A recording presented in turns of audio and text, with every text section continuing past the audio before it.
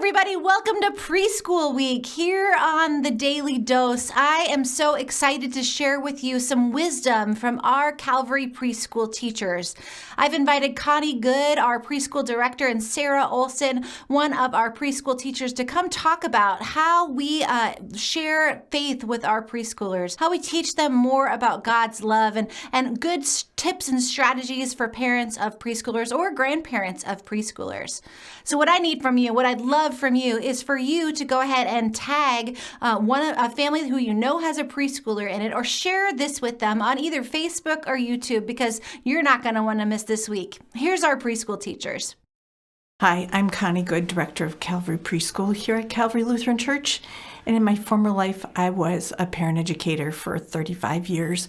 And I love talking to parents about kids and parenting and things that we have to deal with along the way. And one of the things that we talk about is holidays and what that does to our preschoolers. And we want to make the message that Jesus is the reason for the season, which has been around since my kids were little, and my kids are now 40 and 37. But we want to make that still the reason for the season for our kiddos. But when our children are preschoolers, they get a real bad case of the gimmies at Christmas time. I want this and I want that, and I want to circle in this catalog and see that on TV, Mom and Dad. That's what I want. And every single day, it's something new and something different. And we're trying to figure out what it is that they really want. And in the end, it doesn't matter because they won't remember what they got for the Christmas of 2021. So we want to encourage them to think outside of themselves. It's really difficult because the world revolves around them, as they are egocentrics, as I've said. And we can encourage them to give by letting them make a list for themselves and then a list for someone else. So what do you think Mommy or Daddy would want? Or what do you think Grandma wants? Or Nana or Papa? Or what do you think your friend at school would want for Christmas? So have them think about others and giving to them versus what do I want all of the time.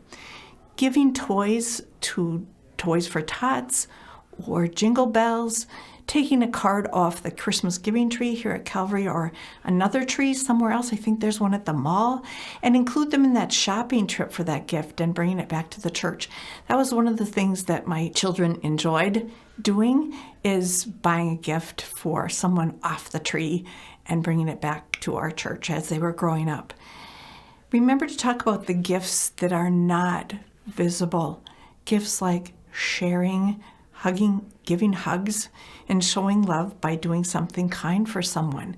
These are things that you can teach your children are equally as important gifts as something materialistic. Accepting no for an answer, which is tricky to do for preschoolers, but say that that's a gift to Mom and Dad when you do that. And doing what they're asked without whining when they do it right away. Picking up toys without being asked. That's a gift to you, right? Those are the greatest gifts that kids can give, are the things that aren't seen. Think of gifts that you can give your child from yourself. So like less cell phone time, saying yes more than no, and I'll talk more about that on Friday. Listening to me when I'm sad, listening to them, listening to the child when they're sad, helping me get started when I need to do a chore, reading 2 stories when they cooperate before bedtime, and turn off the TV and play a game with me so we've got less screen time. There are more I'm sure that you can think of, but these are the greatest gifts. So think back to your own childhood and what were the times and gifts that you remember. Do you really remember all the materialistic gifts that you were given? Do you remember the hugs and kisses and great times that you had with relatives and friends?